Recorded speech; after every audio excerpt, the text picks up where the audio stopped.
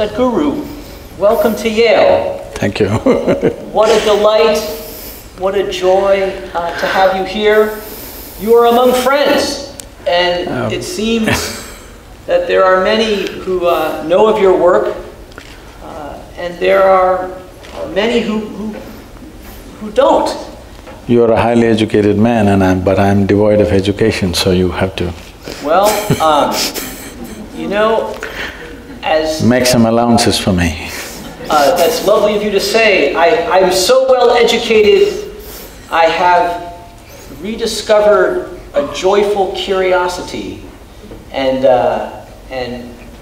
while it is true I have many degrees after my name, as I've lost my hair and become more wrinkly, I've so enjoyed the sort of spirit of joyful curiosity.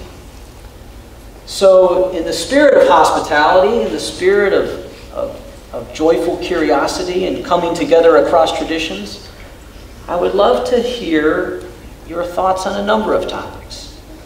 The one that is near and dear to my heart as an educator and as a physician and a pastor is this area of wellness and burnout. Physicians today, a big study came out, 54% of physicians in America meet criteria for burnout. And nurses are in the same boat, and you're here at a medical school, and we're looking for answers, and we're looking for hope.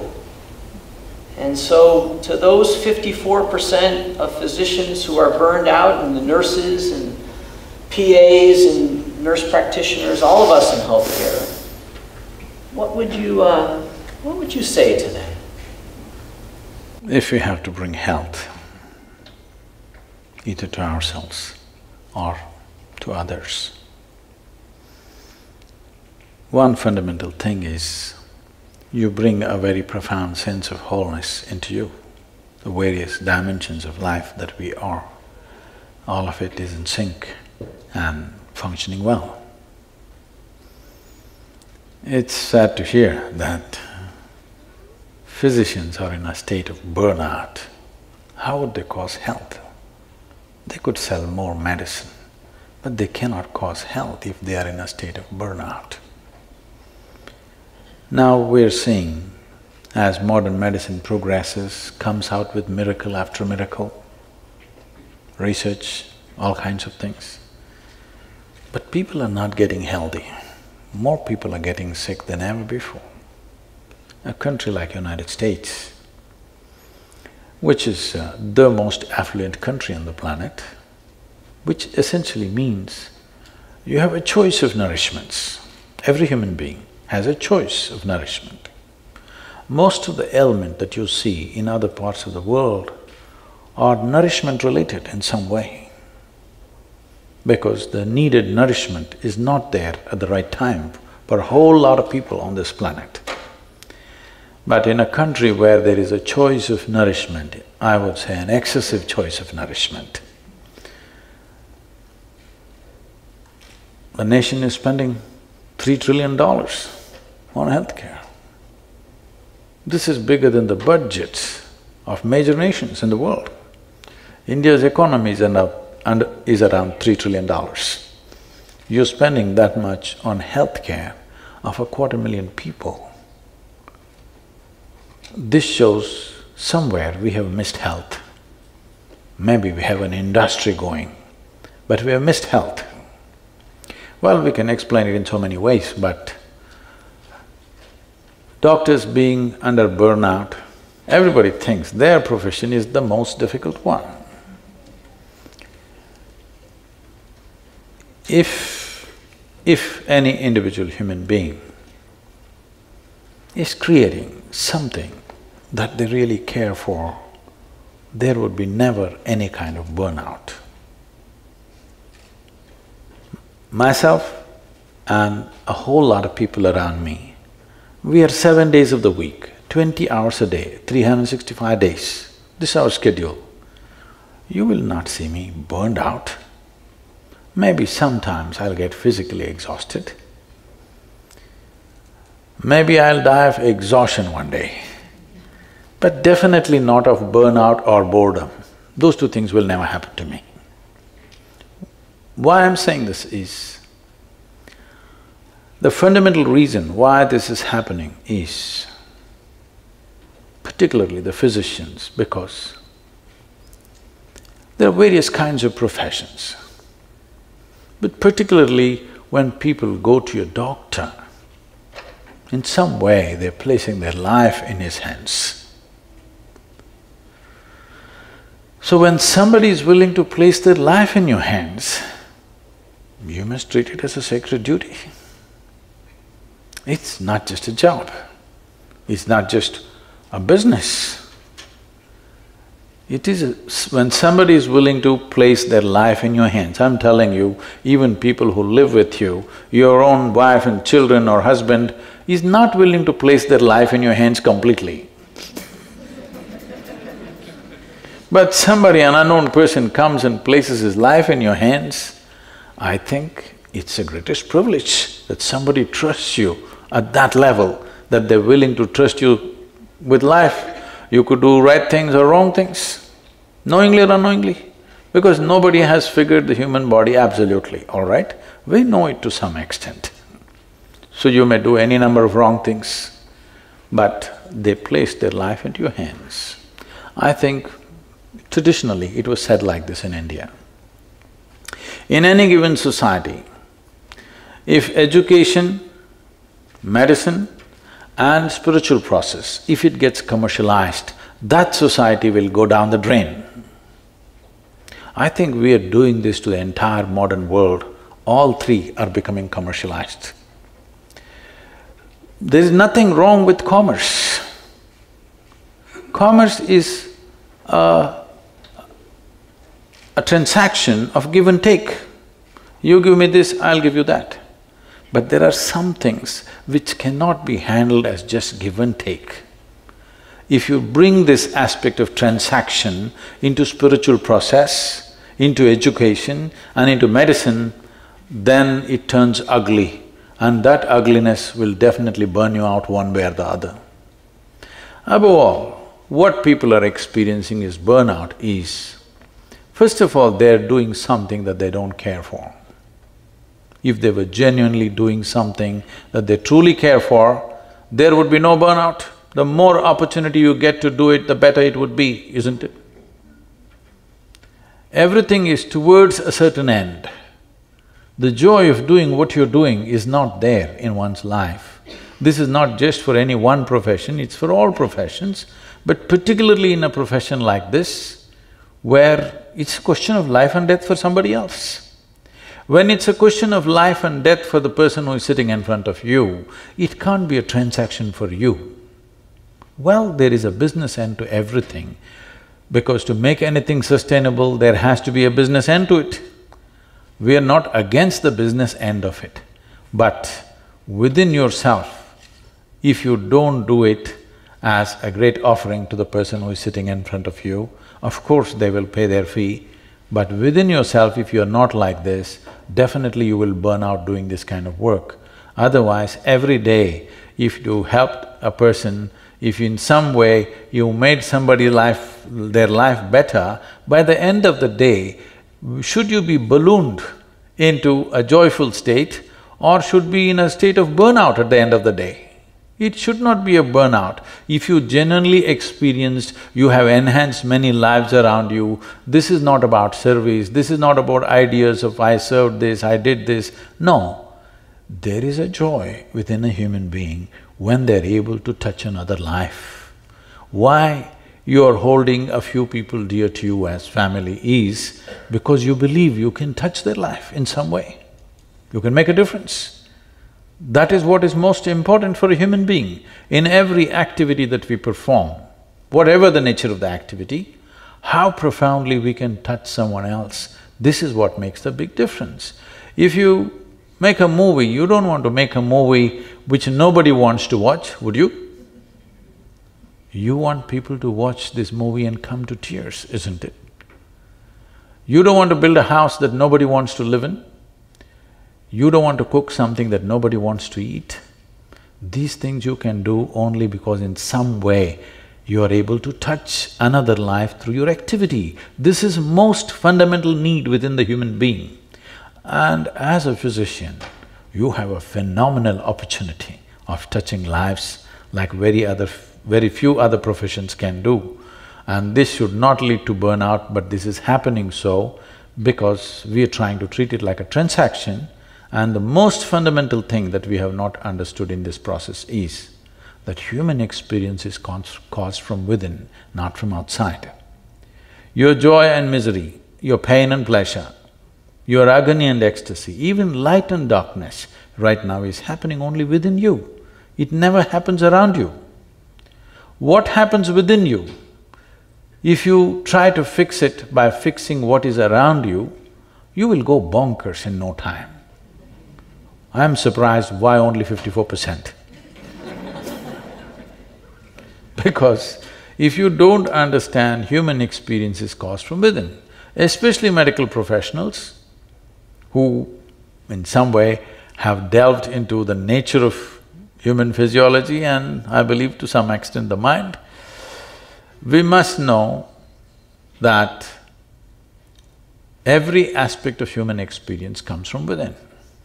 And today, modern medicine especially, unlike the traditional medicine, is entirely chemical fixes for everything.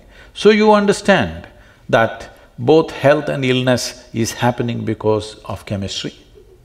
Joy and misery is a certain chemistry, different types of chemistry. Ecstasy and agony are different types of chemistry. Or in other words, we are a chemical soup. The question is only, are you a great soup or a lousy soup? Now, if I give soup-making ingredients to all of you, do you believe all of you will come with the same kind of soup? You will come with 100 different varieties of soups. So there is something called as the skill of soup making. All of us have come with the same fundamental ingredients of life. See in how many ways we have become, and only 54% are getting burnt out. Handling life so wrong, 100% should be burnt out. So let's talk about making soup. Don't go into this area, I'm a very good cook. Okay. So we'll talk… so this soup of life, if you will.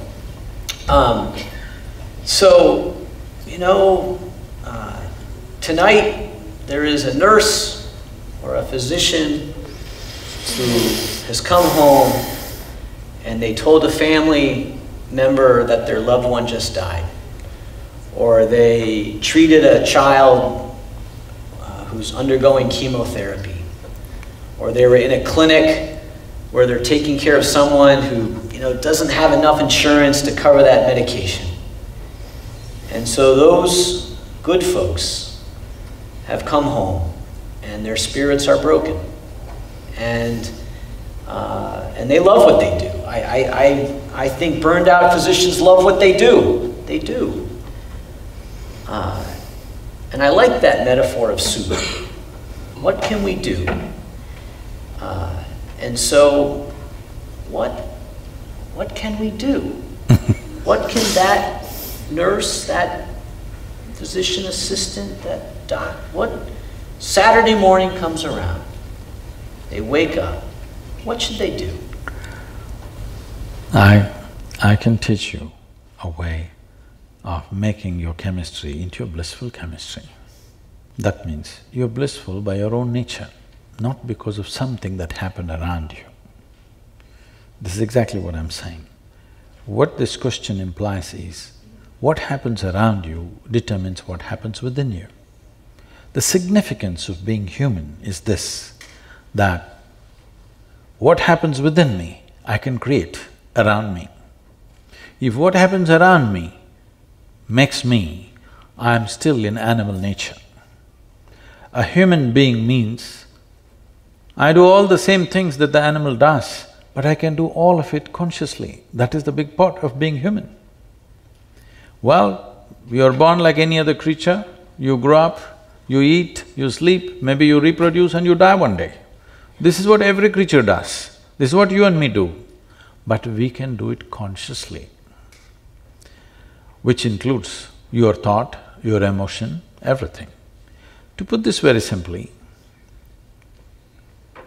it amazes me that people are 20, 30, 50, 60 years of age, they still do not know how to handle their thought and how to handle their emotion. This is a huge disability in the world. If you don't know how to use your hands, would you call that a disability?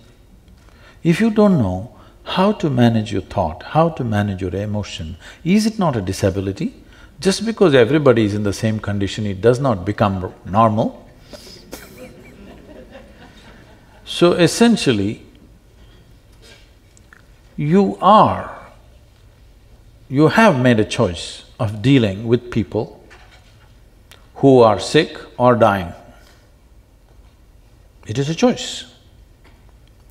And it is a privilege that those who are unwell, being unwell means you are no more 100% on your feet.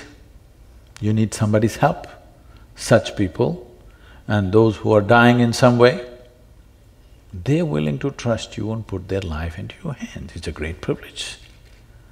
Well, in this, there are many things to do, as you gave examples that you have to convey something unpleasant to somebody. Sometimes you're not able to treat them because either you have no time or they have no money or whatever. These are there. I'm not questioning this. But the most important aspect of this is, if you want to bring well-being to somebody, you must know how to be well, isn't it? Otherwise, how would you do it, I'm asking? How would you create well-being to someone when you do not know how to be well? What this implies is, if I have to be well, the world has to be perfect. Well, you're not going to be well. Because even if you're just two people in the family, not everything happens the way you think it should happen, isn't it? Hello? You can tell me, it's okay. Even if you're just two people, not everything will ever happen to you 100% the way you want it. 51%, if it's happening your way, you have the controlling stake. Anything more if you expect, you'll have a divorce. Yes.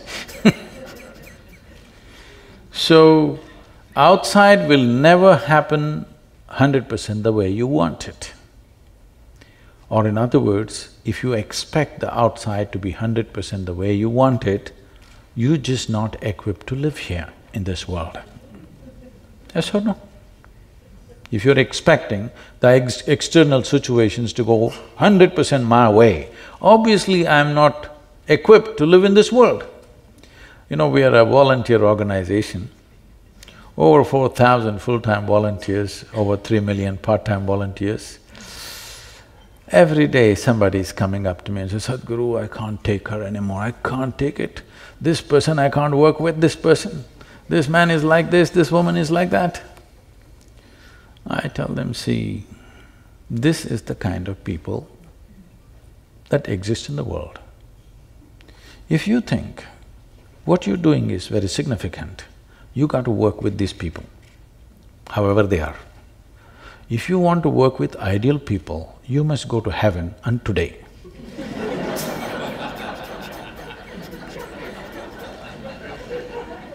These are our realities. If you truly see, genuinely see that what I am doing is significant,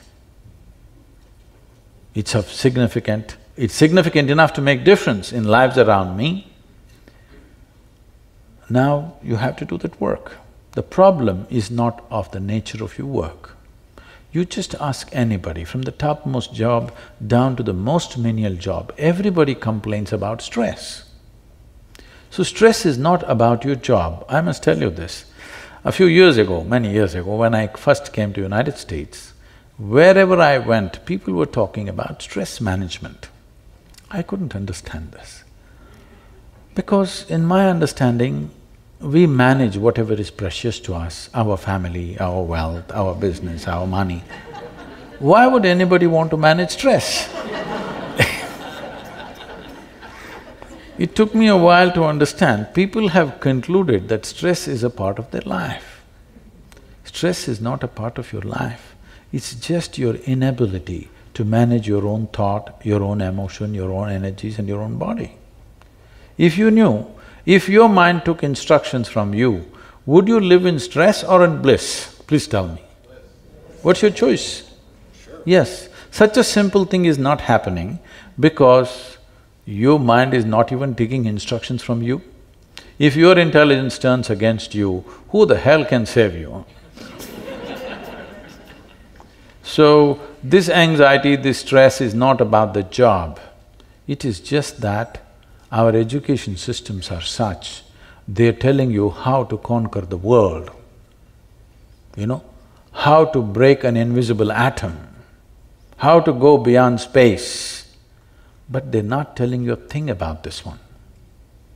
This is the most complex, if you want to call it a human mechanism, this is the most complex and sophisticated mechanism you have seen. Yes? Yes. As a doctor, you know.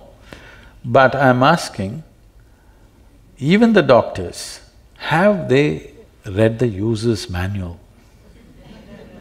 How to use this, you know? Just by accident, something. When you live by accident, anxiety is natural.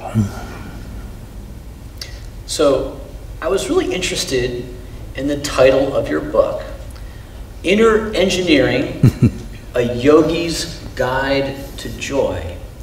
And those are some words that you don't usually see often so close together. I'm thinking about engineering And joy. and joy. And a yogi. There are some… And a yogi. And a yogi, right. Engineering, yogi, you know, and I like that word, engineering. You need to know there are some really… some of the top engineers at the university are in the audience tonight. Yesterday was the engineers… Right there. Yesterday was the World Engineers Day. Yeah. So, what's the theme of… what would you say is the message of this? I mean, I think you're getting at that. Inner engineering, a yogi's guide to joy. What does that mean?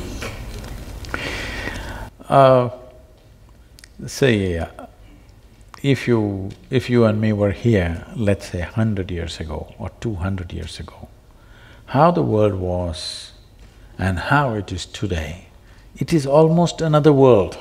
It's not the same world, you wouldn't have recognized it. That's how much it has changed. What changed this? Our ability to engineer external situations the way we want it. We could sit outside and do this, but now we're sitting in this building because this is engineered for our comfort. Now, engineering essentially means making something just the way we want it. We made everything in the world the way we want it, but now 54% burnout. Because we did not make this one thing the way we want it. If we made this one thing the way we want it, again the same question, would you live blissfully or miserably? If you made this the way you want it, you would definitely make this blissful, highest level of pleasantness for yourself. What you want for your neighbor may be debatable, but what you want for yourself is very clear, isn't it? So, this is not happening because we have never approached inner well-being in a scientific manner. We are thinking something else from somewhere is going to fix this. If we want to be well, we looked up. In India, they call this Uparwala. That means the one above. I'm saying, is it true that you are living on a round planet? Hello? Is it a round planet that we are living on? And on top of it, it's spinning. If you look up, you're invariably looking up in the wrong direction, isn't it?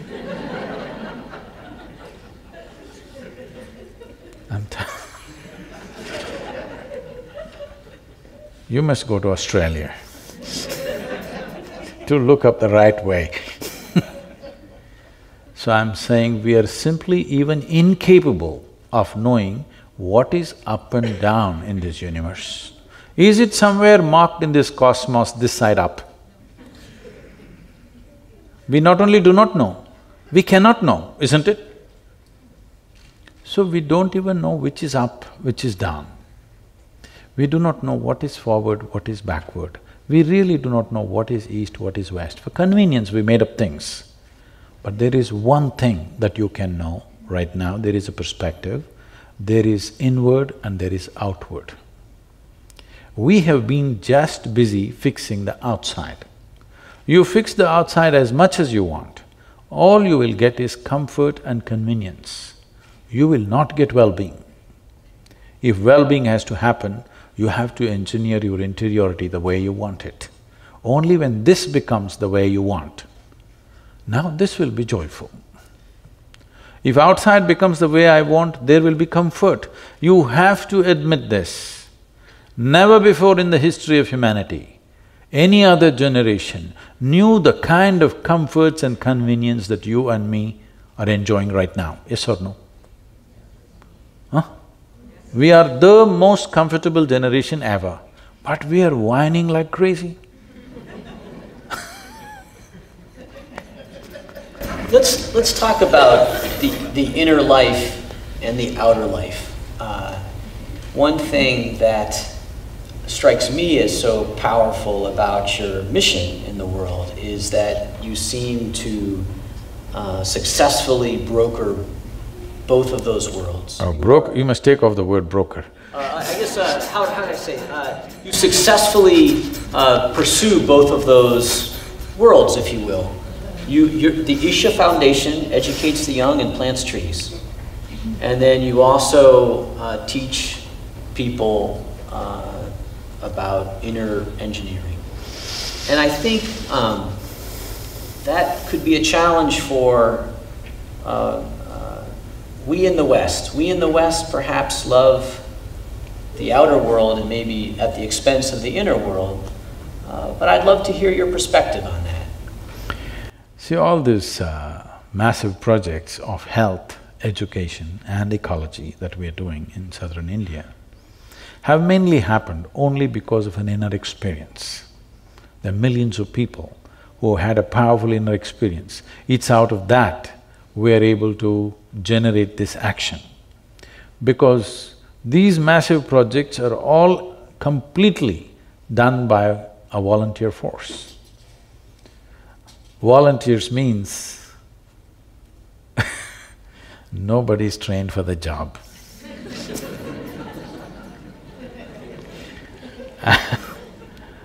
And you cannot fire them for inefficiency because they're volunteers.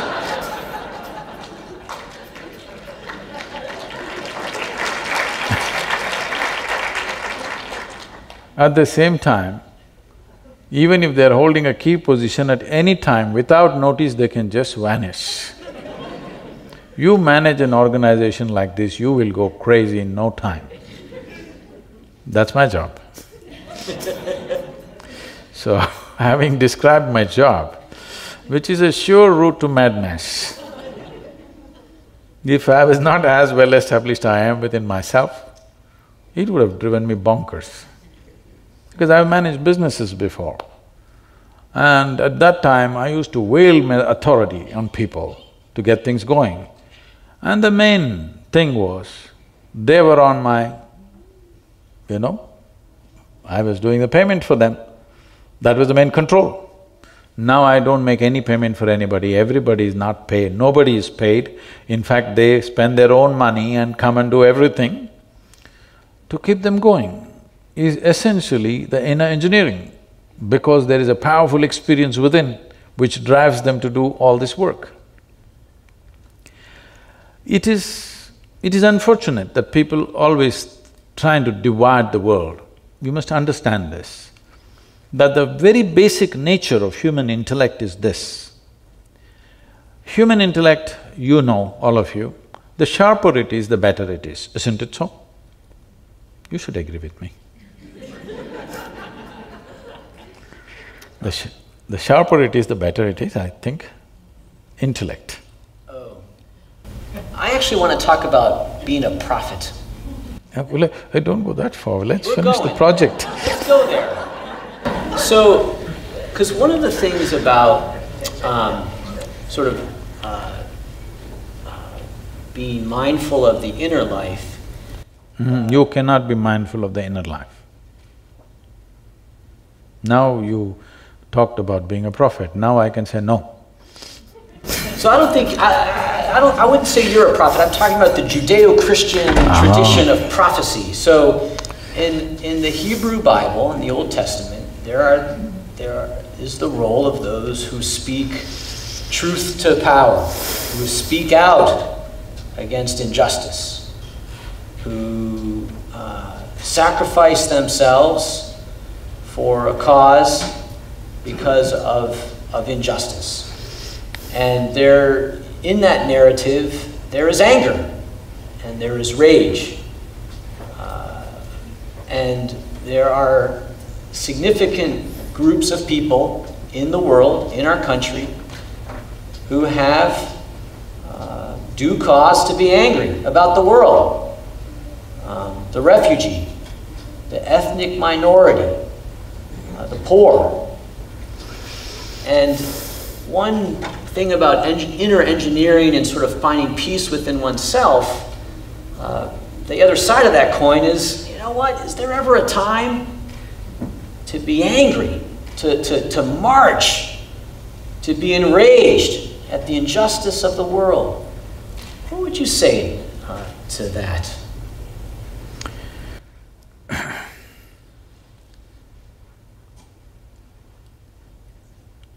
You know, Che, I know this is not a popular name in America. Che Guevara said, if you're in rage, you're one of us. I said, if you're out of rage, you're one of us. If you're really out of rage, you're definitely one of us, because you think there is a reason for your anger, which is a wrong perception. If you look at it, people get terribly angry with their loved ones. There's a whole lot of violence within the homes because they get terribly angry with their loved ones, somebody that they're living with, and they have a good reason to get angry because she did not cook the breakfast properly, or the dog peed where it's not supposed to pee. Or I've seen people yelling and screaming and breaking their clubs on a golf course where they're just having a good time. So I'm saying everybody has a reason to be angry. Anger means just this. When you're angry, as a doctor, you know today that when you're angry, literally you're generating poison in the system, literally. If you are poisoning yourself internally, and when you're angry, you know you do the most idiotic things in your life. When you turn back and see, you can't believe you did it. But most idiotic things happen when you're angry. So I'm asking, is anger an intelligent expression of human life or an idiotic expression of human life? Hello? Idiotic. So that's all you need to know. The next time you're angry, you just know you're stupid because you're turning against yourself. But I will tell you, the reason why this anger has been eulogized is, in a moment of anger, some people who were sleeping all their life propelled themselves into action, and that action produced some results. Yes, that can happen. It may so happen, you know, that if I throw a stone at you, instead of hitting you, it hit the apple in the tree and the apple fell into your hands. But that's by accident. Generally, if I throw a stone, your head will crack. That's what is supposed to happen. Yes? So I got angry and something got done. So I think anger is a great way of doing things. So when you're angry, you yell and fume at somebody. I'm asking all of you, How many of you enjoy being yelled at and fumed by somebody else, whether it's your boss or your husband or your wife or your parents or anybody? You really thoroughly enjoyed this. Hello? Did you? No. And what makes you think somebody else enjoys it? They endure you, they don't enjoy you. And when they're done, they're done. So, it doesn't matter whether the anger happened to a man that you call as a prophet, because we have a way of eulogizing everything with which we have a distance of time. Suddenly, anything which is over 1,000 years becomes sacred in most people's mind, but whatever is happening right now, however great it is, they don't have the intelligence to recognize this. People are saying the past things are great simply because everybody else is saying it, not because they truly recognize. But we are coming to a time, if you don't do it, your children will do this. That is, a time is coming in the world where unless it makes sense, it doesn't matter from what source it comes from. Even if God comes and speaks here, the next generation will reject it unless it makes sense to them. This is a good development because instead of authority being the truth, truth is becoming the authority. It's a good way to go. But once this happens, questions are going to rise, all kinds of questions. With all due respect to every religious tradition on the planet, I come from a land which has immense traditions, unbelievable. Most people in the world, most Indians are not even conscious of this. How many traditions, how many ways are there in that land? When Mark Twain came to India, he said, anything that can ever be done either by man or God has been done in this land, because the exploration is so incredible. But with all due respect to all of them, I say this, that if you raise three fundamental questions, 90% of the scriptural knowledge on the planet will collapse. I'm sorry, but this is the truth. If you ask three pertinent questions, you will see 90% of the scriptural knowledge on the planet will just collapse, it can't stand scrutiny. So what are the three questions? You are not a scripture, so why should I? Oh no, you said ask three questions. Yes, the fundamental questions. If you ask, simply, you… see, the fundamental thing is this, you don't know where you came from, you don't know where you will go. You can believe. If we work hard enough on you, we can make you believe anything. You must know this. I was just talking to a group of people in Nashville, Tennessee, where our center is. I was just telling them a joke.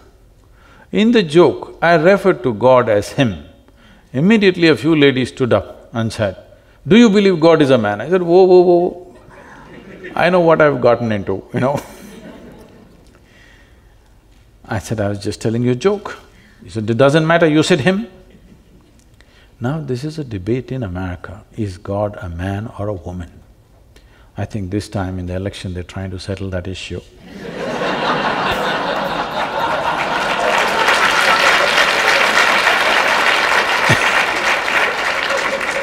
But where we come from, we have no such issue. We have a man god, we have a woman god, we have a cow god, we have an elephant god, we have a snake god, we have a bird god, we have a dog god, we have every kind. Crawling ones, creeping ones, flying ones, all kinds. Because we are a very wise culture. We foresaw all the future problems that may arise. And there is also a debate which in the last election they tried to settle, but it did not settle, I think. People are debating in southern churches, is God black or white? It's a big serious debate happening. People really debating about this, is God white or black? Well, you know, Idi Amin, the Uganda man, Idi Amin declared God is black. I agree with him. As if a white man can have a white god, why can't a black man have a black god? But you know, these people do not know, because in these parts of the world, only messiahs, prophets, sons, others came. They don't know. In India, we know God is brown. Yes. Because God himself visited India 9 times. Are you aware of this? You didn't know? God visited India 9 times, himself. Indians are very proud of this because God visited us himself 9 times and he sent his son and messenger and others to other places.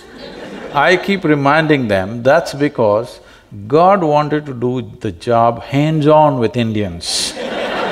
He couldn't trust anybody else with Indians. He came 9 times and he failed.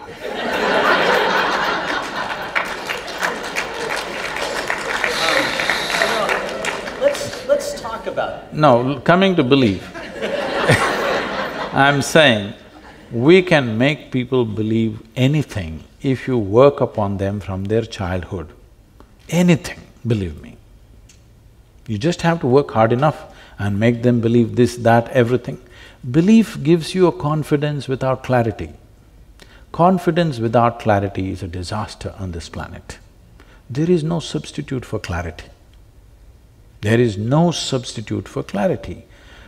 But if you have confidence, you can just do something, just like that. Sometimes it works. Even if you're not clear, you can simply do something and it'll work. Can I tell you a joke? Please. This happened in New York City. Late afternoon, an 8-year-old boy came back from school. He had a very progressive mother. Obviously, she was single. I'm saying nobody catch up with her. He came home and he asked, "Mama, is God man or woman?" She thought about all the gender issues and the coming election and everything. And then she thought about it for a while and she said, "Both." The boy went into deep thought. After a little while, the boy came back and asked, "Mama, is God black or white?" Again she thought about all the racial issues in the country, and after considering this at length, she said, "Both." The boy went into very deep thought. Then after some time he came back and asked, "Mama, is God straight or gay?" She again thought about it and then she said, "Both." The boy jumped in joy, I got it, it's Michael Jackson."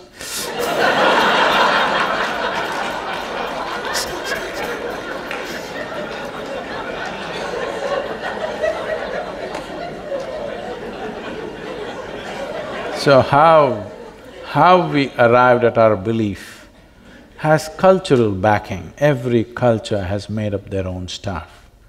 But I'm asking, do we genuinely know where we came from and where we're going?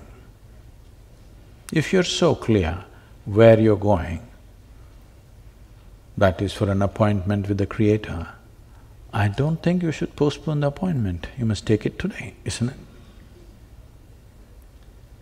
But that's not true. If death is next moment, you don't want to go. If you are so sure, only that fanatic who blows himself up seems to be sure. Everybody else has a doubt, isn't it? Every working intelligence has a doubt, yes or no? If you have frozen your intelligence with overriding belief systems, then you're going. Every other working intelligence, if death is next moment, there is hesitation or no? For sure, isn't it? Because you really don't know where you're going. You can believe what you want, but you really do not know. Belief is of social significance, to some extent of psychological significance, but existentially it means nothing. Can I ask your thoughts on this? In some ways, in many ways, we are the inheritors of our traditions. and they do influence us and shape us.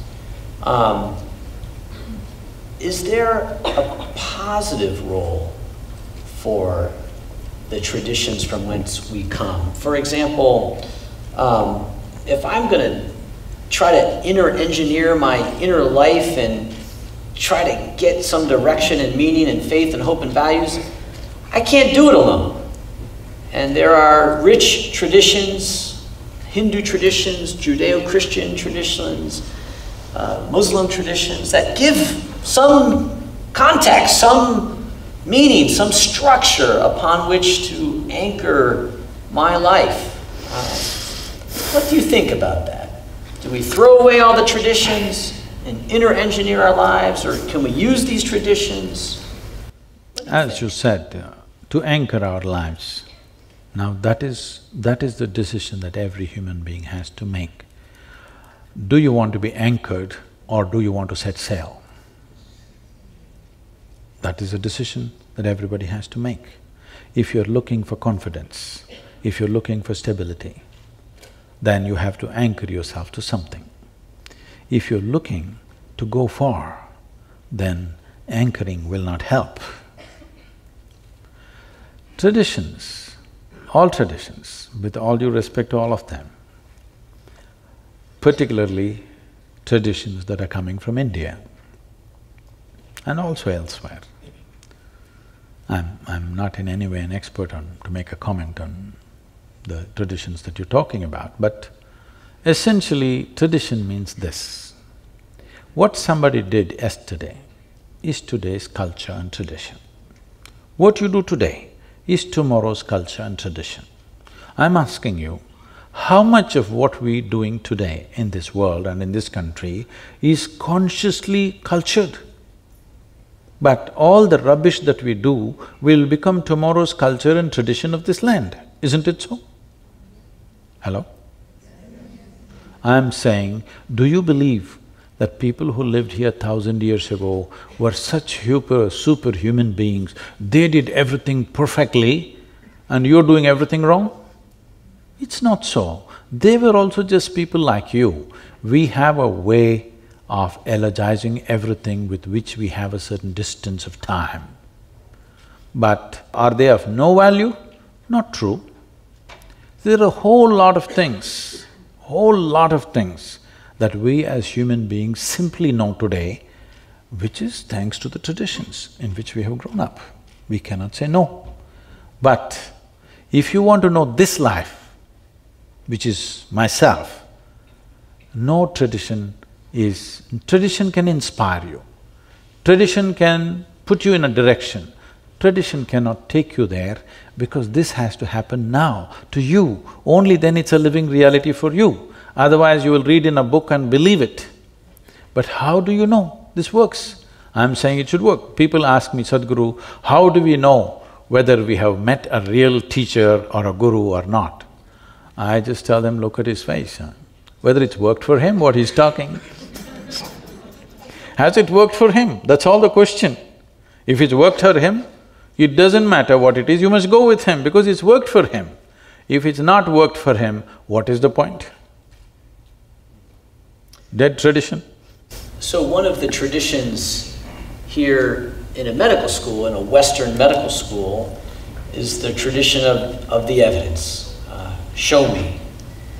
And this tradition, which is only really maybe 200 or 300 years old, the randomized controlled trial, the cohort study, all of that, and it's good. You know, that's how we've gotten cures for, you know, pneumonia and drugs to help alleviate pain. It's all been done through this pursuit of the evidence. And also I'm a pastor, and I fully embrace the life of the Spirit and the truth that we find in our faith traditions. And I love that tradition.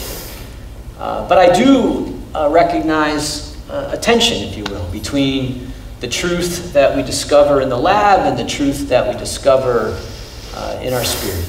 And I love that tension. I think that's a great way to live in a way, that that sort of loving, joyful pursuit that is both the truth that I see around me and the love that grows in my heart. But I do recognize the tension. What is your perception of that? So when we talk about the evidence-based approach, it is not a tradition. When it happened, when the Renaissance happened, it was breaking of all traditions. Till then, because it was written in a book, because a certain authority was espousing it, we said, this is it. When medical science evolved from Jenner to others, the fundamental thing was they broke all tradition. So now if that is becoming a tradition, I'm very sorry, because this was an exploration. An exploration cannot be traditional. An exploration means you're constantly trying to step into new terrain. That's what an exploration is. But if that has become traditional, then we are treading the same track and thinking it's exploration. This evidence-based approach has done wonders to many, many things, no question. But this entire process is dependent upon the human intellect. This is what we were just coming to, but we went off a little bit. Human intellect, by nature, I was just asking you, would you like it sharp or blunt? Hello? You want it sharp. If you have a sharp instrument, let's say you have a knife in your hand, what could you do with this flower? With a knife. You could cut it finely if you want, but you can cut it into pieces. That's exactly what the intellect does. Whatever you give it, it will cut it open and try to see. The way of evidence-based science is dissection, fundamentally. Well, even in the medical school, I'm sure, we're… the pathology labs, we are opening up, fortunately the dead. But if you really want to know somebody, someone whom you love very much, if you really want to know them, I think you should dissect them to know them. Would it work like that? No, obviously. So, there is one dimension of life which is physical in nature, where dissection will work. But what is physical about you, the body that you carry, is an accumulation that you gathered over a period of time. It's just the food that you've eaten. It is actually a piece of the planet. Most people don't get this when they're walking, but the countless number of people who walked on this planet before you and me, they are all topsoil today. You and me also will be topsoil, unless your friends choose to bury you real deep, fearing that you may rise from the dead. This is just the soil, isn't it?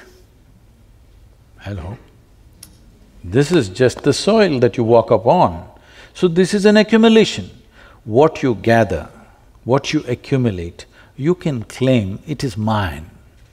You cannot say it's me, isn't it? Right now as I'm speaking, I say, this is my glass.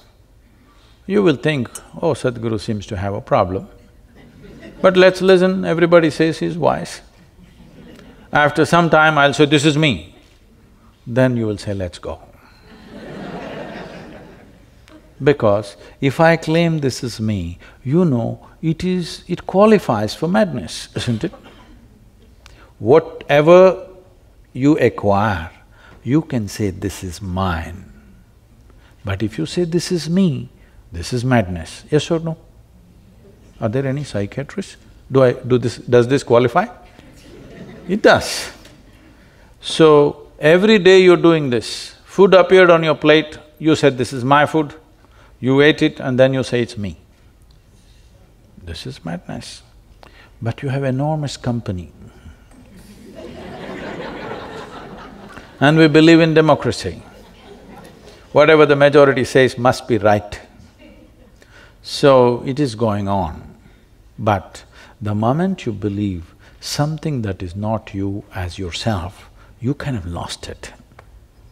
You derailed from life. So turning inward does not mean dissection. Turning inward does not mean contemplation, because the content of your body and the content of your mind is an accumulated substance, isn't it? You gathered it from outside. What you gather from outside can be yours, but can never ever be you. So we're talking about inner engineering, not as twisting and turning the body, not about taking on new attitudes of love or generosity, compassion, whatever great values and emotions that a human being can have. I see all that as a consequence of a certain way of being, rather than looking at it as a means to get somewhere. Everywhere people are talking about whatever… See, if you deprive somebody of something for a period of time, simple qualities will raise to heaven. Today, anywhere you go, people are talking peace of mind is the ultimate goal of human life. Why? Because they've freaked out in their minds. Why would peace be the highest goal? Because you're talking about Judeo-Christian thing, the origin of where it came from. I happen to be in Tel Aviv. I was to get there that morning and speak at 6:30 in the evening. I was flying in from Atlanta. Because of some delays in the flights, I landed there at 6 in the evening. So I'm quickly changing in the airport, because in these 35 years I have not been late to a single appointment. I don't want to break that, so I'm rushing. And I'm famished, because I'm traveling an American airline and there's nothing edible on the plane.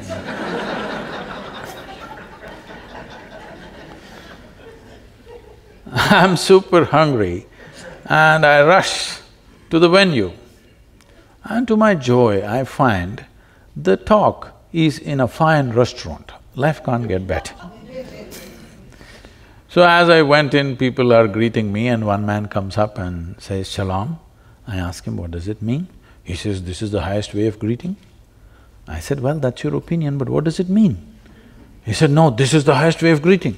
I said, "That's all right, but what does the word mean?" He said, "It means peace." I said, "Why would peace be the highest way of greeting unless you're born in Middle East? In South India, you come up to me in the morning and say, 'Peace.' I'll say, 'What's wrong with you?' I'd like to get back to the practice of medicine just for a question, really. I tell my gang, whom I adore, my residents, my students are close to my heart, I adore them. All gangs are like that. And I say, medicine is easy. Medicine is easy, but healing is hard. Because in medicine, you know, we have our potions, and if we don't know an answer, we do a test, and if we don't know what the test means, we consult somebody, and so medicine, in some ways we can distill it down, can make it easy, but healing is really where the art of medicine lies. And healing is where the spirit and the love and the suffering and the treatments and the surgery, that's where it all comes together.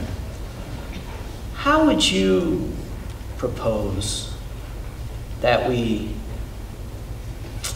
adopt a healing attitude? How do we bring the spirit of healing into the experience of the bedside?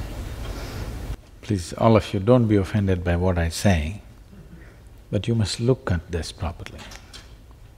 If I don't, but if at any time, if it becomes necessary, I must go to a hospital, I just want efficient treatment. I don't want love.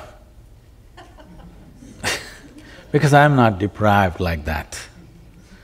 Now, unfortunately, we are creating a population where everywhere people are talking about love. We are deprived like this because early age deprivation of love will tell right through your life. it is very important, we need to understand that there is something more to this life than the acquired body. We have a body which we acquired, there's something more. There is a whole tradition in India, unfortunately, it's rapidly vanishing because of variety of changes that are happening in the society. Otherwise, how a mother should deal with the child till the child is 4.5 years of age. In the vernacular languages, it says that she should wrap herself around the child in every possible way. Not because the food that you give the child, the milk that you give the child is not the only nourishment. The child needs to be wrapped with motherhood. Then only this child will grow as a full-fledged child, otherwise it will grow as a deprived child. But modern societies, we are going to a place which is almost impossible to deliver this. It's simply not possible in the way we have structured our families, it's simply not possible to do that. So, having said that, when people come to a hospital, they should just look forward to efficient treatment. Now we are looking for love. We should have found it somewhere else. At least we should have bought a dog if you couldn't find anybody. Dog is… if you get yourself a dog, 12 years guaranteed love affair. Guaranteed. Doesn't matter how badly behaved you are, still it's guaranteed. It'll not work with any human being. There's a whole lot of management to do with human beings. If you get a dog, however badly behaved you are a drunk, you behave badly, you beat him, do what you do, but the dog still loves you, guaranteed love affair. So, those of you who are looking for love wherever you go, dog is a good solution. When you go to a hospital, you don't expect your doctor to love you, just do what he has to do. So that is fascinating because I think patients come to their doctor. This is the unfortunate reality, that's what I'm saying. Yeah, People come to a hospital and looking for love. Wrong place. So when I was a medical student, I was the pastor of a church here in town. And I would write my sermons on hospital notepaper. This was before EMRs. So I'm writing my sermon at the nurse's station. And my attending physician came up to me and he said, "Doolittle, the physicians are the priests of today." And I said, "What? What do you mean? That's offensive." I wasn't sure. Was he joking? Was he serious? And he was serious in the sense that people come to their doctor and they have pain. And maybe it's back pain, maybe it's pain in their heart, and I think people come to their physician and they look for absolution, acceptance, forgiveness. They look to feel well again. And perhaps the critique of modern medicine is that we are trained to give a pill. But people want more, and it's interesting that you bring this up, that in modern medicine, the expectation should be efficient care, safe care. And that's what we're trying to do too. But I do think there is a healing. It's a world that maybe the world is becoming more secular, and they don't know where to turn, and so people look to their healthcare provider for all of it. What do you think? Say, it's not about being secular or non-secular. A whole lot of human beings are feeling lonely. Yes. Right from their childhood, they have suffered loneliness. For a variety of reasons, changes have happened in family structure, changes have happened in the social structure, the communities of the past have broken, so there is a certain loneliness where even if they go to their car mechanic, they want to be loud. You must go to your physician just the way you went to your car mechanic, somebody who knows how to fix the car. That's important. Whether he loves you or not is not your business. But when you talk about healing, there's another dimension. We're preparing people like this, I'm bringing up hundreds of people. where we have identified in the yogic culture, in the yogic science, the fundamental life energy manifests itself in 5 different ways, 5 fundamental ways. These 5, out of these 5, this is called as pranavayu, samanavayu, apana, udana and vyana. In this, there is one dimension called samanavayu, which is very healing.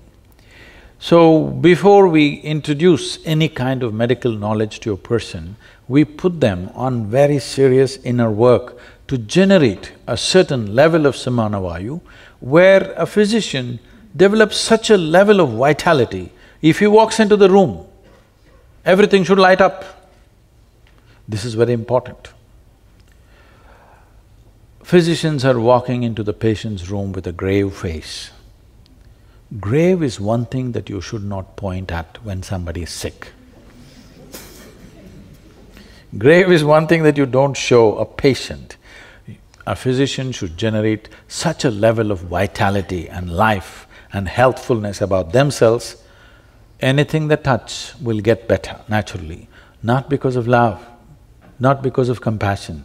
People, yesterday I was being interviewed by a young lady, and she said, Sadhguru, we must… everything should happen out of compassion.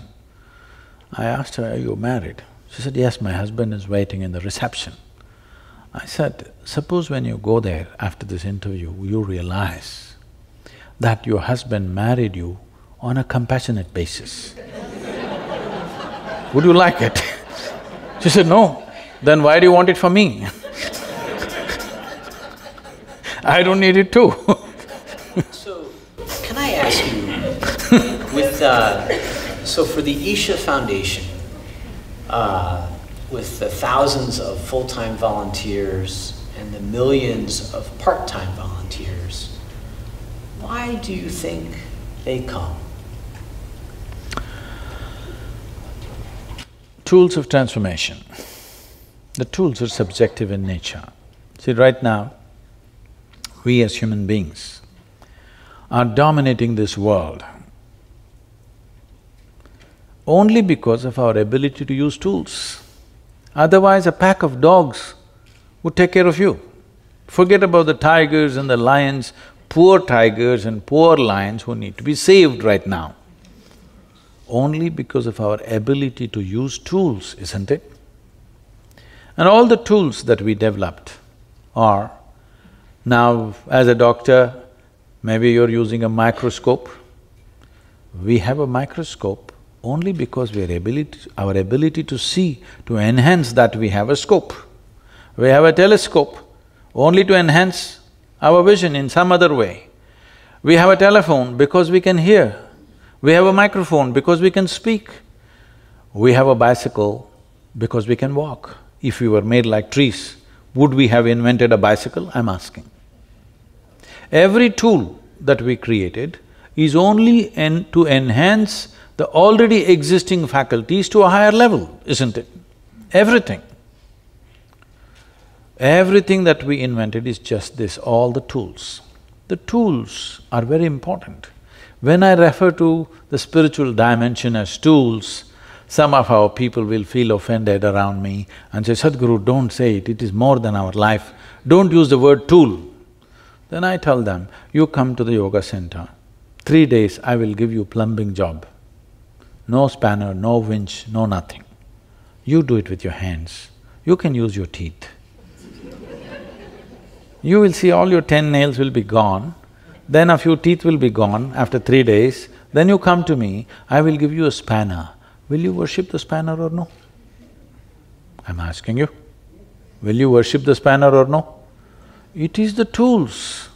Similarly, to turn inward, to extend dimensions which every one of you have known peace in your life at some moment. Hello? You must tell me yes or no. Yes. You have known joy in your life? You have known bliss in your life?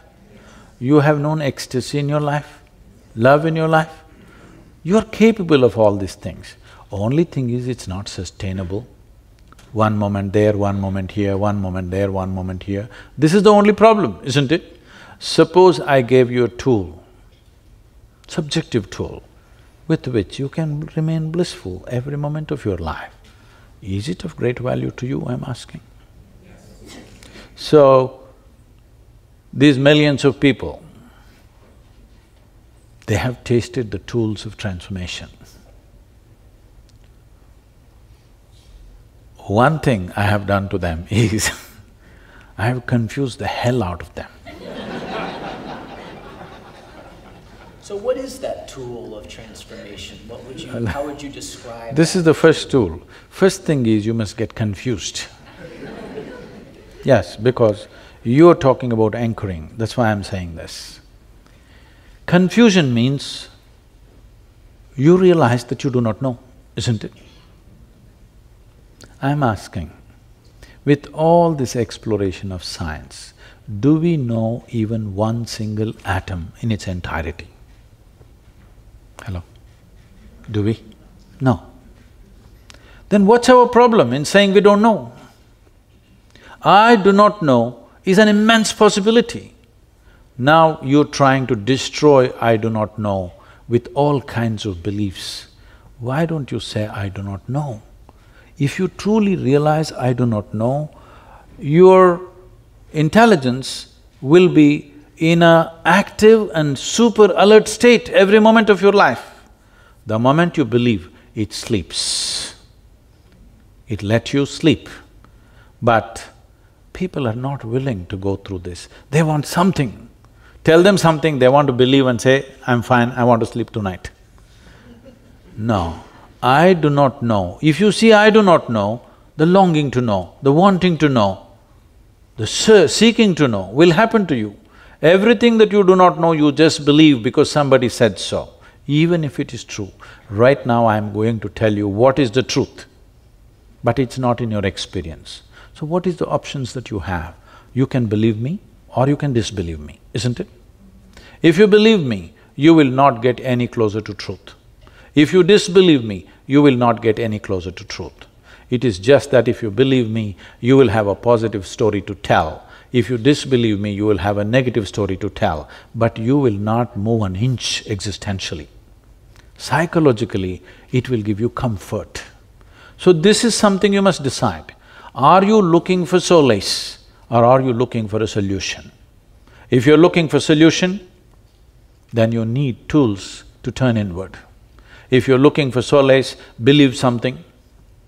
So if the first step is, I don't know, what do you do then? What happens after that? So this happened to me when I was just 4.5 years of age. Suddenly one day I realized I don't know a thing. I was only about 4.5 years of age. If somebody gave me a glass of water, I would just sit like this for 3-4 hours at a stretch, because I wouldn't know what is water. I'm telling you, even today you don't know what is water. It is the only substance which is in all the 3 states on the planet. 2/3 of your body is water, 2/3 of the planet is water, but you don't know what it is. We know how to use it, but we don't know what it is. Isn't it so? We know how to use this water in so many ways, but we do not know what it really is, because we do not know what really anything is for that matter. So if I found a leaf, I would simply sit like this for 6-7 hours. If I sat up in the bed, entire night I would be staring at the darkness. My dear father, who's a physician, started thinking I need psychiatric evaluation. He started saying, this boy has lost it. He's just staring at something all the time. My problem is, I look at this and I don't know this. I'm not able to shift my attention to that. I'm just looking here still. He thought he could educate me. He tried. So there is a rule, strict rule in the house. Between 7 in the evening till 9 dinner time, you, all the children, 4 of us siblings, we have to sit and read some textbook. I open my textbook like this. I find a little speck on the paper. I just look at the paper. This speck keeps me engaged for 2 hours. I sit like this, absolutely total attention, without reading a word. I went through school like this. I was very consistent. I always got 6 zeros in every test. So if it's not shalom or compassion or love, it is just life. it's just, It's just life. The meaning of the meaning, No. your purpose of life is life. What would you say? The purpose of life is life itself. Yeah. Life itself is a large enough phenomena, it doesn't need another meaning. Only because human beings have not experienced life. They are just a bundle of thoughts, emotions, ideas, opinions, identities and prejudices. Because of this, they are looking for a meaning because their psychological scape has overshadowed the existential life that they are. Right now, all that they're experiencing is a minimalistic mind, not life. If you look at life, what is the nature of life? As you sit here, we are breathing, for sure. Hello? Those who are not will need medical attention. We're breathing. Breathing means, in some way, this life is in communication with the entire atmosphere. In fact, this green, Project Green Hands of planting trees, the entire movement was instigated like this by me. I took a bunch of people, about 3,000 to 4,000 people came, I said, all of you should come. They came, I arranged a meeting in a village. There was a big tree, a rain tree, 3, 4 trees were there, large trees. But I arranged the meeting around 11 o'clock in the hot sun in southern India. So I stood there and I am speaking to them. They're all sitting like this. Slowly, as the sun gets hotter, they're just wilting away, and I'm speaking and speaking something, telling them stories. And I'm watching how they're just wilting away. See, walking in the sun is one thing. If you simply sit there, it'll just burn you down. They're just thinking, what's happened to Sadhguru? He's become like this, heartless. Yes. Then, after about an hour and a half, when they're really going down, then I say, get up all of you. And then I walk them under the shade of the tree. You know what a tree is only if you sit in the sun, in hot sun, for an hour and a half too, then walk under the tree, it feels like paradise. They all, I made them sit down and said, see, what you exhale, the trees are inhaling. What the trees exhale, you are inhaling. Look at this, one part of your lung is hanging out there. And I created a process with which they could experience this. They just sat there like this with tears in their eyes. And that is it, Project Green Hands, 27 million trees they've planted. Yeah, now nice. You can't stop them. Nice. They're planting and planting because now they see it's a part of them. Is it not true that you exist here as a part of everything else? It is just that it's a privilege. Though you are a speck in the universe, less than a speck, still we are given an intellect, we have given senses of perception, we can experience this like an individual. But in reality, if you observe yourself, you cannot exist by yourself even for a nanosecond, isn't it? The entire universe is supporting you. So the only way life can happen is an inclusive way. So yoga means just this. The word yoga means union. Union means the boundaries of what is inward and outward, you took it away. There is no such thing as you and the other. If you sit here, we can do an experiment actually. I don't know if time allows. If you sit here and suppose for one moment you experienced all these people here as a part of yourself, like you experience the 5 fingers of your hand. How is that possible? Well, what is this body today? Yesterday it was not your body, isn't it? It was food. Today it's become body. So something that is not you became you. How? Right now there is water, this is not you. If I drink it, does it become me?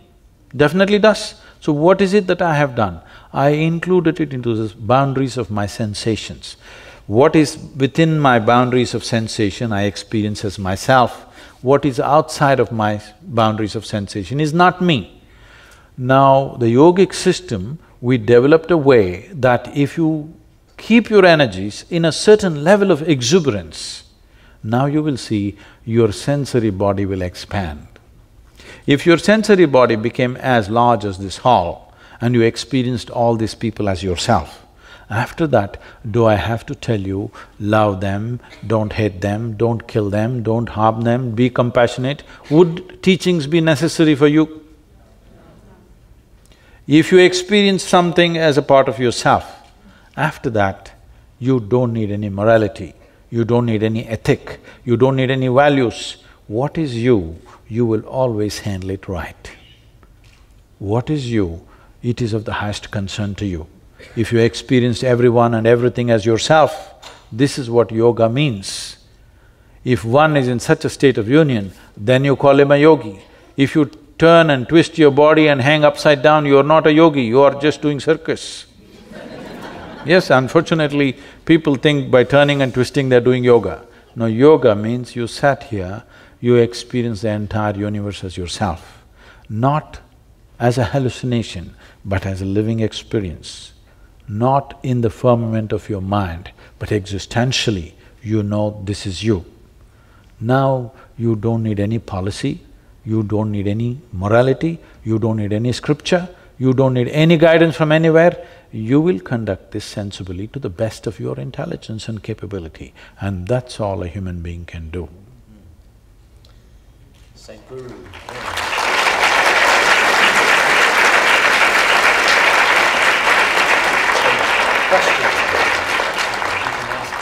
So, we have a few minutes for questions. Does anybody have… Go ahead. My question is touching back to the point which you brought up about the belief.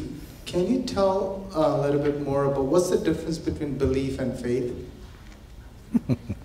You're trying to gather more information. As much as I can in 1 hour. That is the biggest problem. You can gather as much as you want. You could go… if you gather a lot, you will become fat. But you will not feel enhanced. The only thing that every life is seeking is to enhance itself to its fullest possible level. Whether you take a worm or an insect or a bird or a tree, all of them want to become full-fledged life.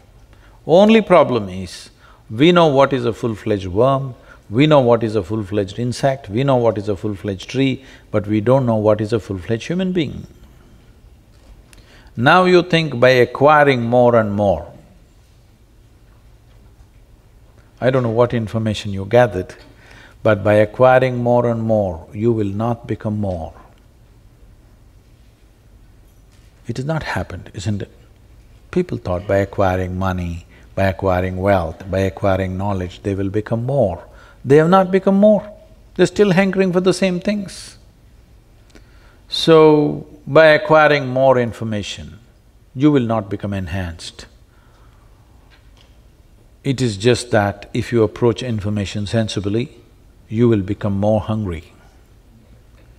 If you approach information as a way of projecting yourself as better than somebody else, then you will think you have attained to something. This is what happens by acquiring information. Only in comparison it's valuable. If you have certain level of information, you need somebody around you who doesn't know it for you to be looking smart. Yes. Today it's become a fashion. Before they go to a dinner party, they will Google out that galaxy Z67, how many million light years is it?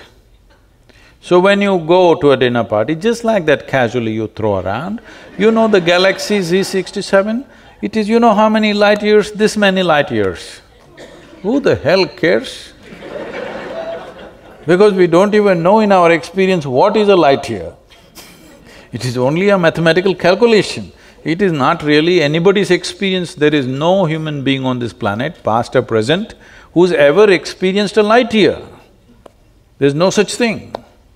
It is only a mathematic calculation to somehow come to terms with the immeasurable dimensions of the existence. We're trying to somehow quantify it so that it comes into our understanding, but nothing comes into our understanding.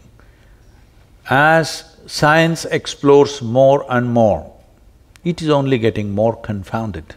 The only reason why science is surviving is because it's throwing out useful technologies on the side. If that was not there, science is far more confused in 100 years of exploration than it ever was before. But that's a good sign.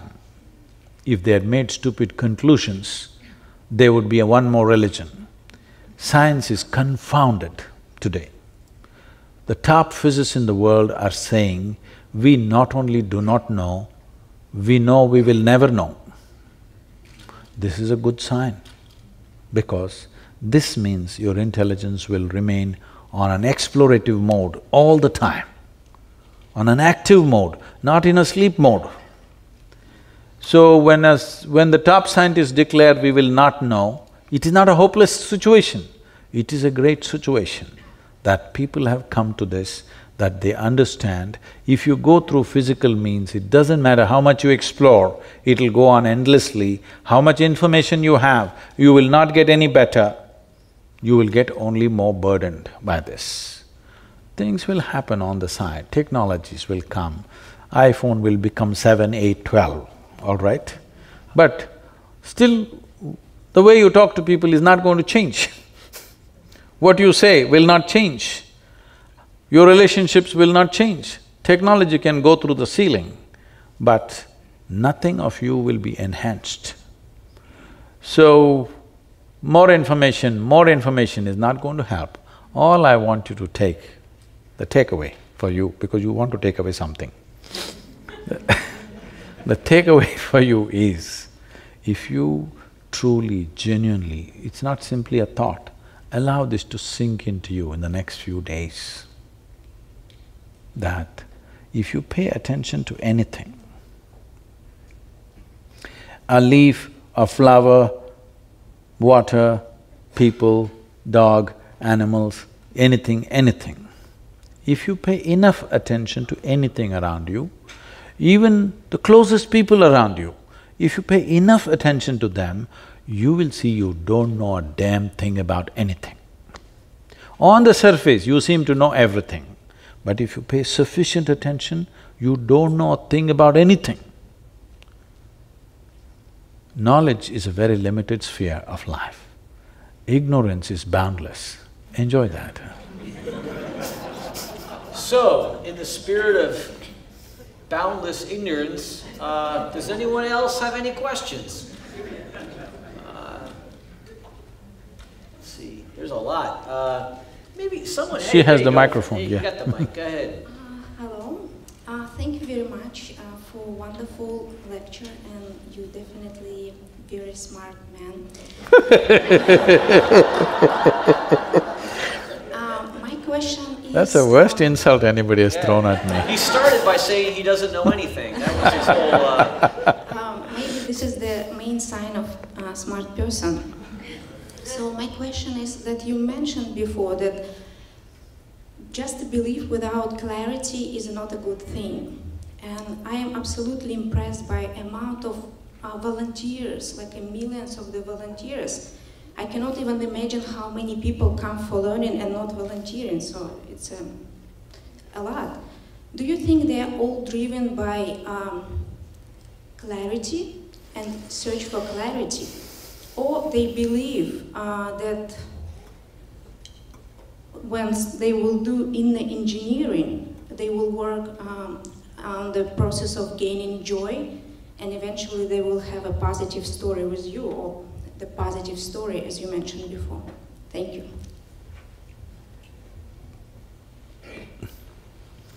See, if for any human being to do something, either it should have worked for them or it should have worked for somebody around them. If you want to buy a car, either you will test drive it and see whether it works for you, or you'll ask the opinion of your friend who is driving that particular car, is this been good for you? Yes or no? So I must tell you, As a rule, for the first 21 years of my existence as a teacher, as a rule, I never appeared in the media, never once. To a point where media started writing about me, he's running some kind of a secret school. Because I refused to meet the media, no advertisement, no any kind of posters, not even a brochure, only by word of mouth, millions of people came.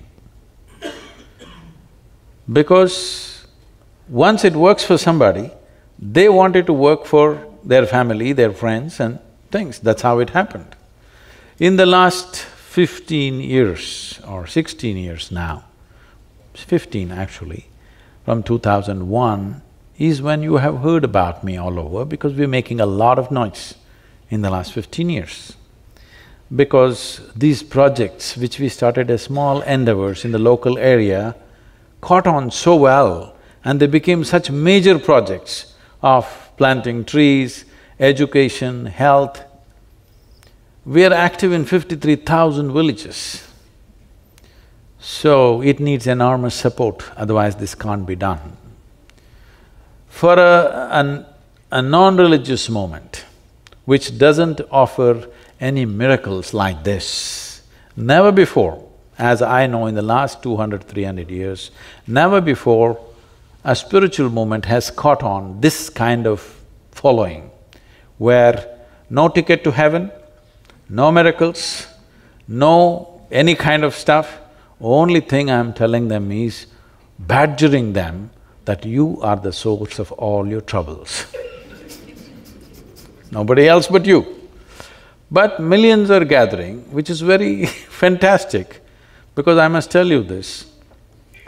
About 30 years ago, when I conducted programs, over 85% of the people came because of health reasons, physical, mental ailments. Today, on an average, only about 12% of the people are coming for health reasons. The rest are coming because they're seeking. They want to know, they want to experience, they want their lives to be touched in a deeper way than the way it is touched right now. This is a phenomenal change that you're seeing in the world. It's never before, I think. Only 12% are coming for health reasons, but at one time over 80% were coming for health reasons, which is a big shift. Any other question? Maybe someone from up above there. You right there in the front, can you shout your question out? I was wondering if physical ailments are, have you witnessed physical ailments be cured by, or at least helped by yoga? Did anyone hear the question? Are physical ailments, have you experienced physical ailments being helped by yoga? We must understand, there are two kinds of ailments. In the yogic system, we look at health issues as two ways. One is caused by external organisms, which I think modern medicine has handled in a phenomenal way.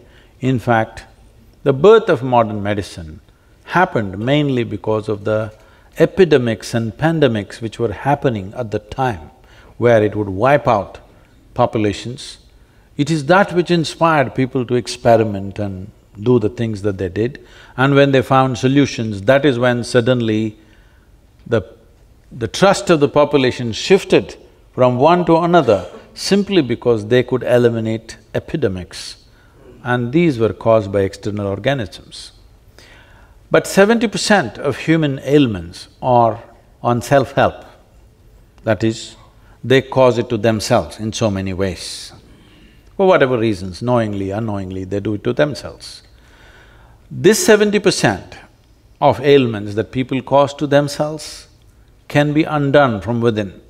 But if you have an infection, you must go to the doctor. If you have pneumonia, you must immediately go to the doctor. Don't try to do yoga. Now, are there instances? We have thousands and thousands of people, I would say hundreds and thousands of people, who walked out of their ailments without ever being treated for them. We don't treat people for yoga. I must tell you this because we're in a medical institution. A bunch of doctors from United States came to our yoga center. We have a yogic hospital. So about 12 of them, largely from this Michigan area, and they came and stayed for 3 days, and on the 4th day, they were very upset and they wanted to leave. I was very busy, I couldn't meet them, and somebody came and told me, Sadhguru, all these doctors are very upset, they want to go. I said, what happened? They're just very upset that there is no yogic hospital here. You told them there is yogic hospital, they think there is no yogic hospital. Then I said, okay, let me see them. Then I saw them. They were really upset, they were angry, they felt cheated that there is no yogic hospital here. Where are the patients? Where are the uniformed nurses and doctors walking up and down? I said, see, at that time, on that day, maybe there were over 70 patients. But I thought, I'll put them to good use, and I was making them work in the gardens.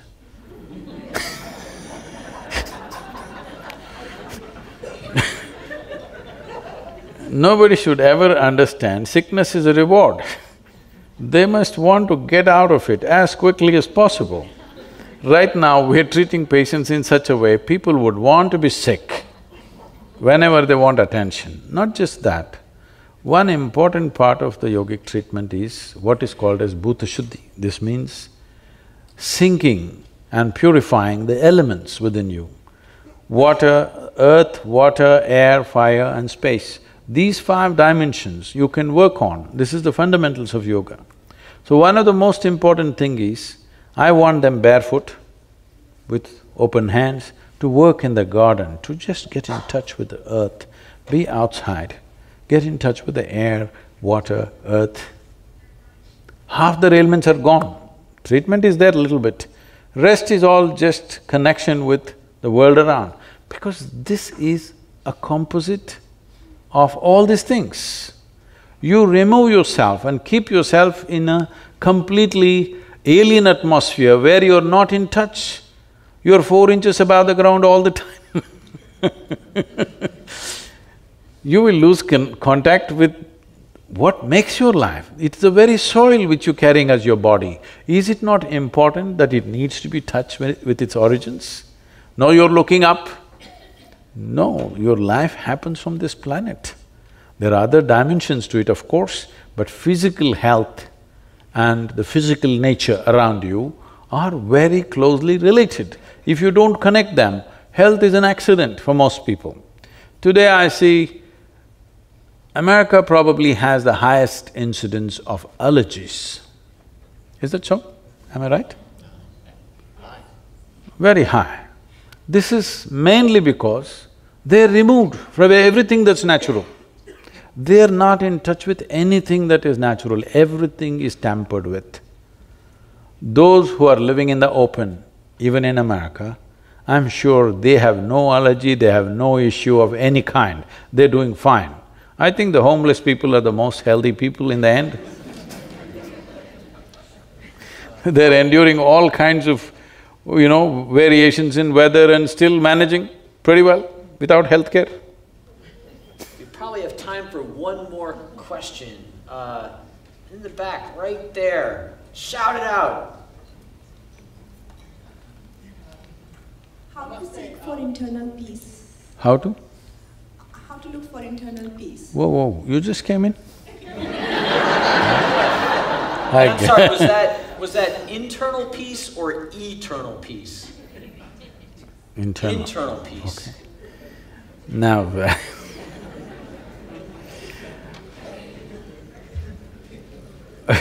we've gone through this anyway. Whether it's peace or happiness or joy or love or whatever, it can only be internal, it can't be external. Now, there are many ways to address this, but one simple way is just this. You just have to learn where the keyboard is for this big computer of your mind. Right now, you don't know where the keyboard is, you're punching it somehow, something works. No, if you know where the keyboard is, you would type out the right things, isn't it? Fundamentally, it's just that your mind is not taking instructions from you. Don't ask for peace. Don't ask for joy. Don't ask for love. Just you have to understand the mechanics of how this body and this mind works. And then you cause whatever you want. If you like turmoil, cause it. If you want love, cause it. If you want hate, cause it, that's up to you. But I trust you that if you are capable of causing pleasantness or unpleasantness within you, you will choose the highest form of pleasantness for yourself. I trust you on that one. Now that, it started with this 54% of doctors suffering, which is unfortunate.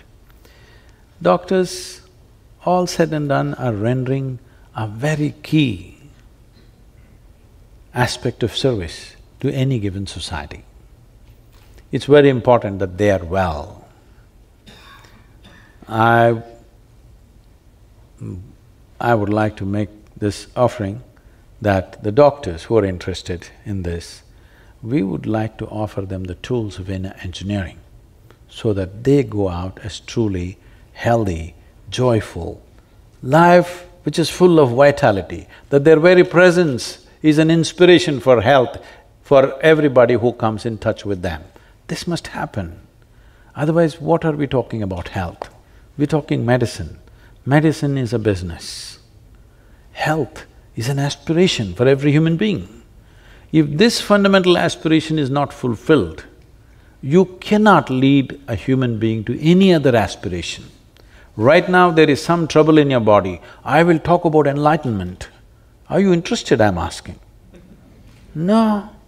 Your back is aching, I will talk enlightenment, you're not interested. Will my backache go? That's the only question, isn't it? Because body has this power. Unless you keep your body in such a way that you don't know whether it is here or not. This is what yoga means, that your body becomes like breeze. If you sit here, you don't know whether your body is here or not. Otherwise, if you sit here for 1.5 hours, your body says, I must go to the bathroom, your body says, I must drink, your body says, I must do something, because it is in a state of compulsive needs. If you bring it to ease on all levels, you will not know whether body is here or not. If you are in such a state, you are not even conscious whether it's here or not. You have no gender issues, you don't care whether you're a man or a woman right now. Yes? It should not matter, I'm saying. There are only two places where your gender should matter, bathrooms and bedrooms. Nowhere else. And some people even debate that, right? Which you go to which bathroom, it doesn't matter which bathroom, so just the bedroom. Everything is under debate. But I'm saying, to move the body from compulsive needs to a place where it is like a stepping stone, not an impediment for your life. Right now, the compulsiveness of the body is making people do all kinds of things in the world. People are not able to raise to a place where they can do something other than the compulsive things that every other creature does, simply because they have not kept their body as it should be kept.